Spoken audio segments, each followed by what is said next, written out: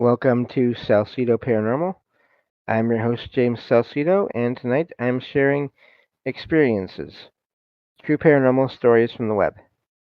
As always, you can find all episodes of the show, along with links to social media, ways to listen, and ways to support the show at the website.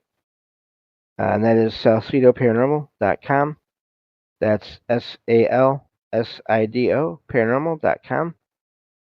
And there are many ways to support the show. You can share the show with others and rate and review it on your favorite podcast platform.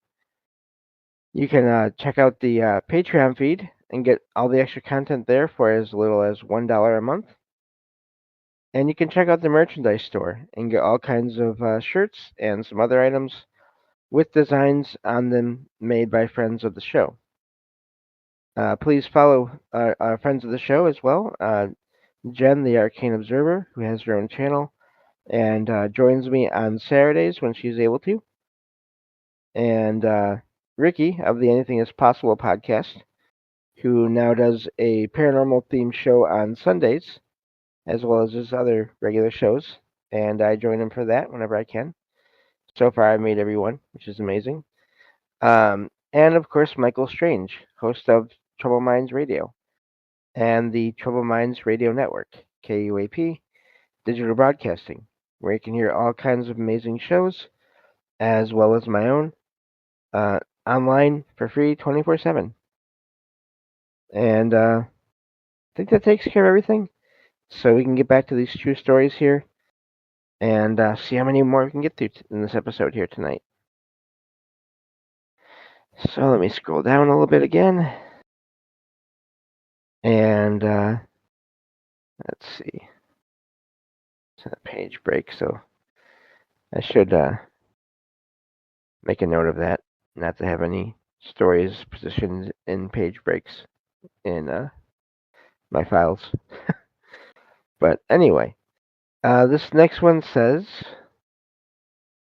I have had a lot of strange paranormal experiences in my house.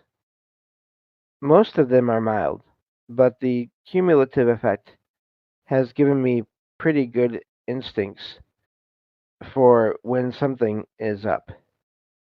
I try to keep the family home spiritually clean as much as possible.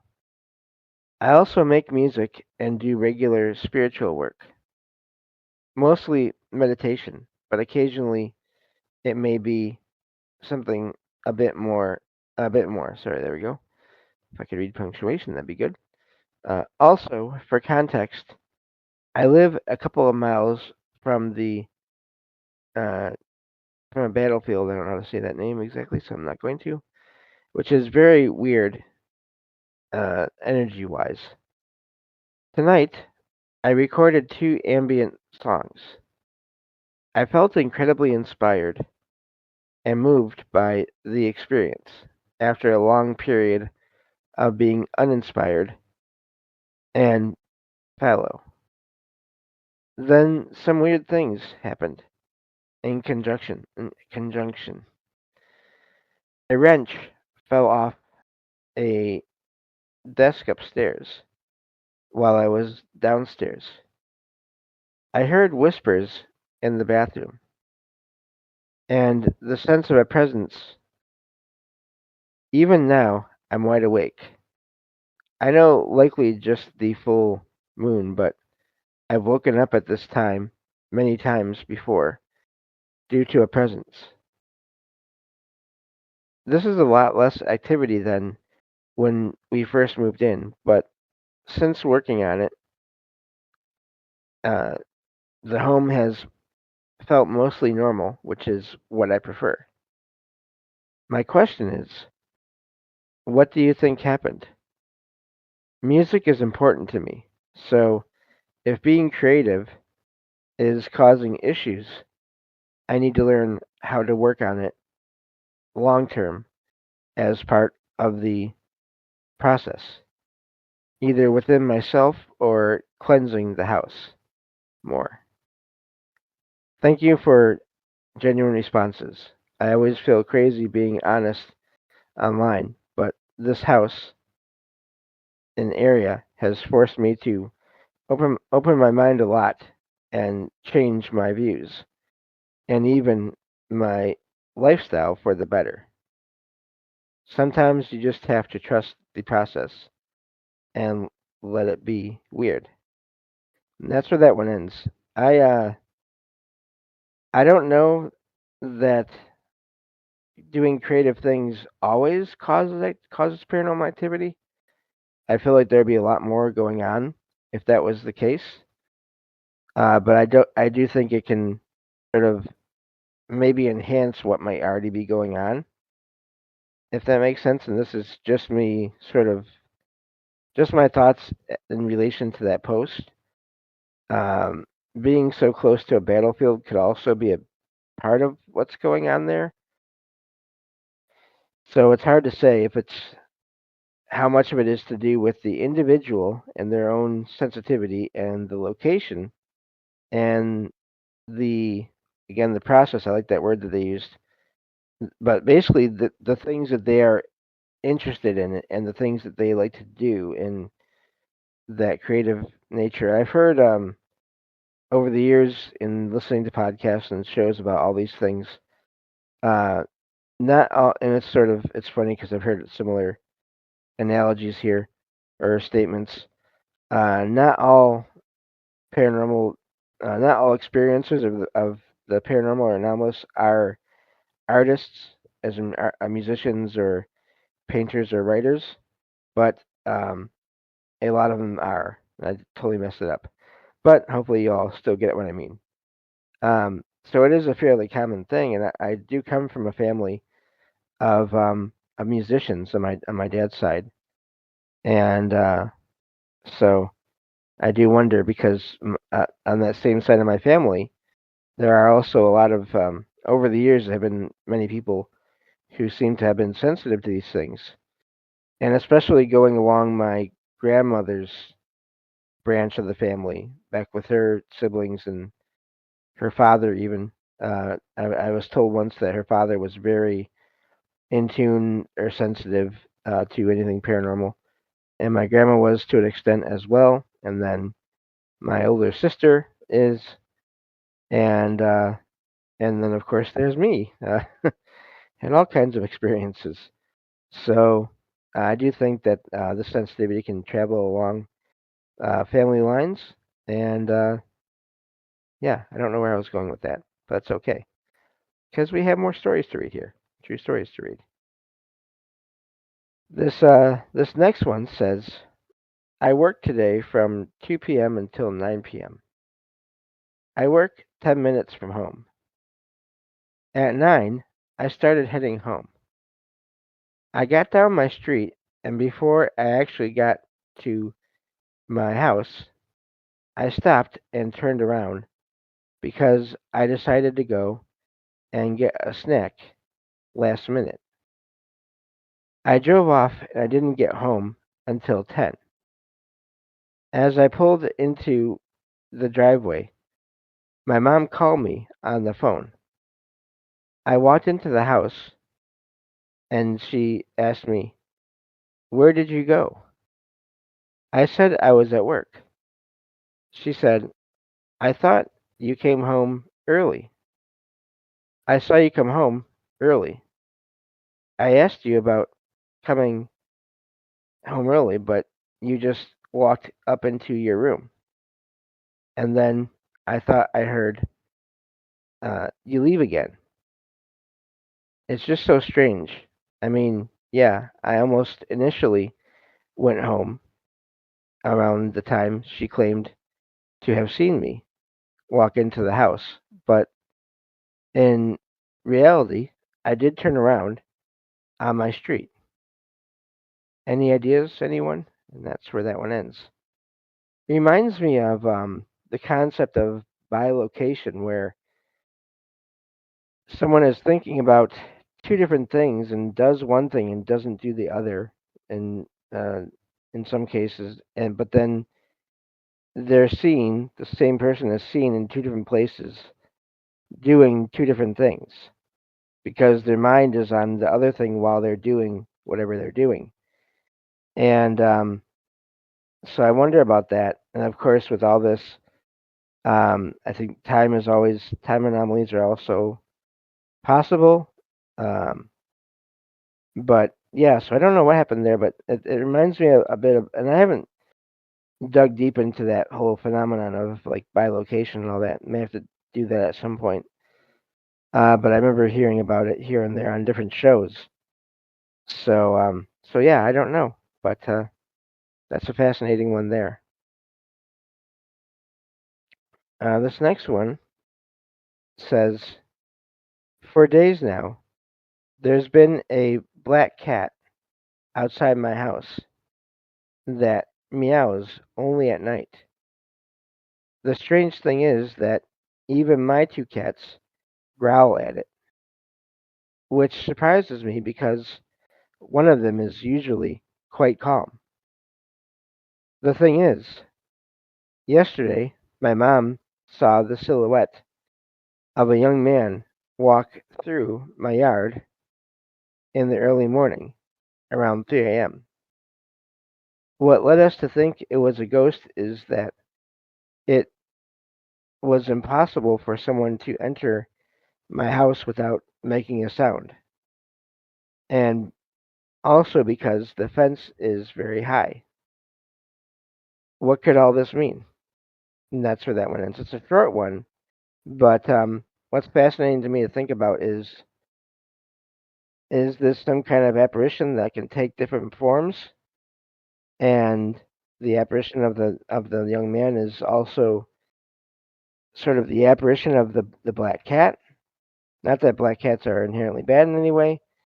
Just saying, are those two the same being, or are they different and just part of a sort of a hotspot for paranormal activity that the actual cats are picking up on, and then the people there are as well.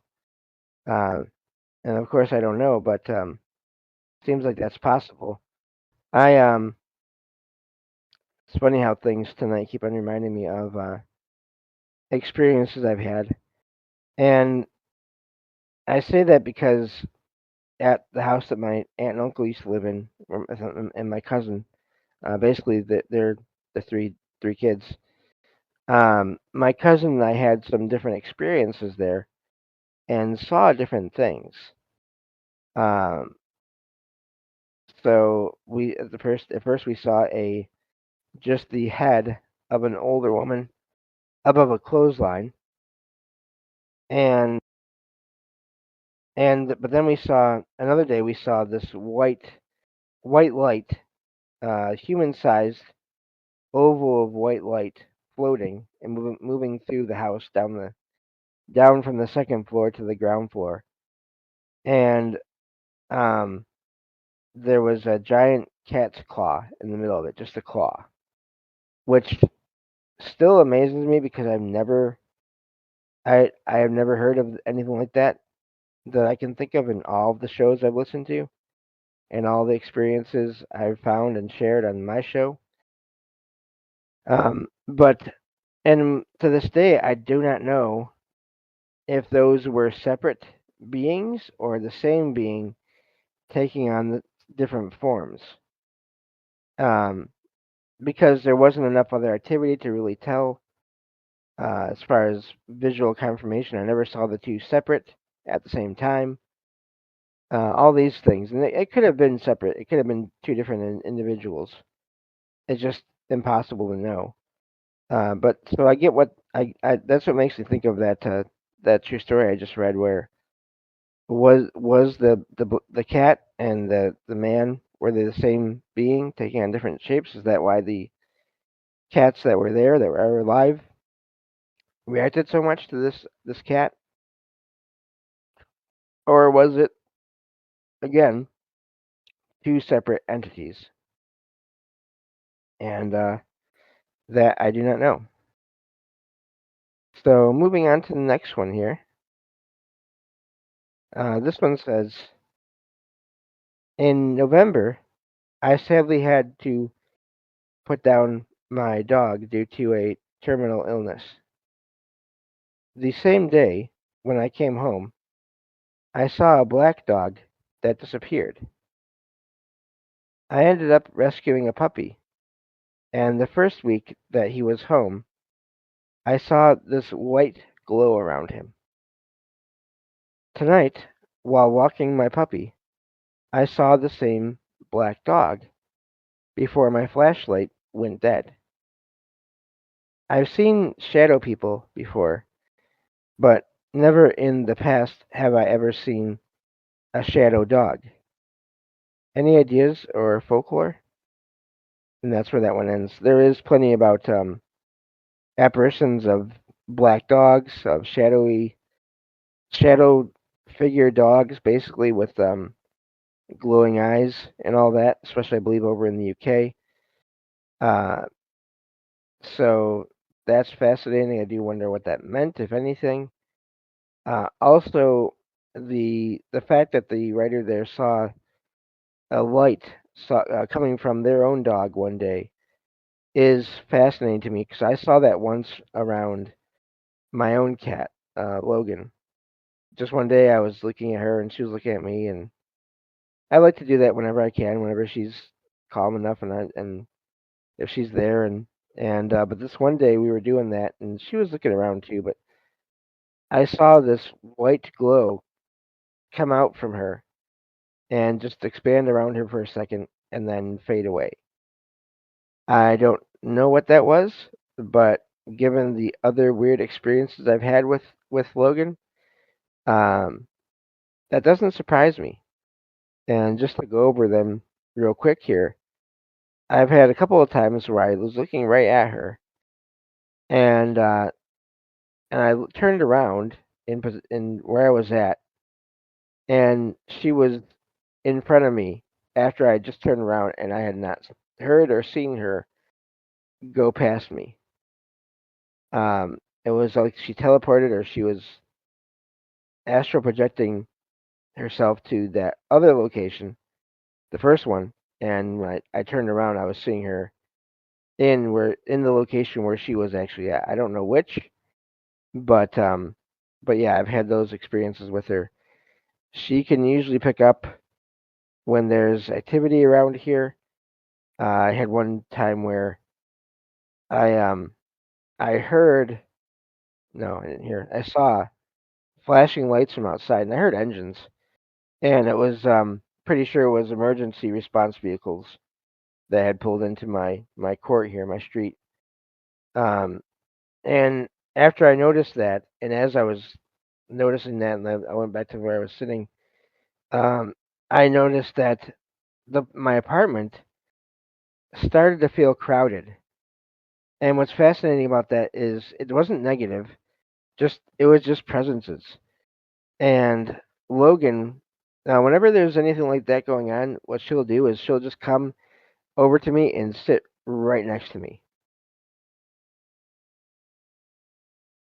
And and then eventually, once everything calms down, um, once that feeling of presence or whatever it is goes away, she'll walk away and everything's fine. And she doesn't freak out when anything is going on either. She just it's like she knows something is going on, and I don't know if by being near me she's trying to tell me that, or she's being protective. I think that's a possibility as well. I had one experience when I first got her where I had fallen asleep one night on that on my I had a love seat couch bed. I mentioned that in the previous episode that I recorded tonight. And sorry about my voice, everyone. I guess I've been pretty busy, but anyway, um, I fell asleep there one night, and I had this dream about being in my kitchen looking for something in one of the cupboards, and I could hear movement and some like fast, quick movement on that couch bed, and I thought it was Logan, so I said, calm down, Logan, knock it off. And I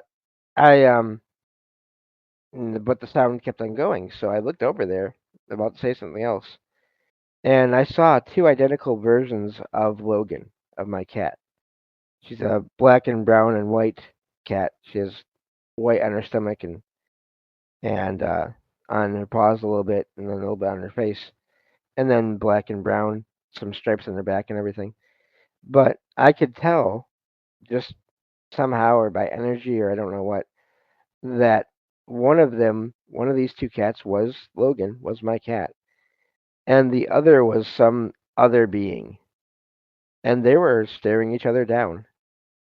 And I woke up after that, and Logan was sitting on the bed. This was when she was a kitten. She was tiny at that point.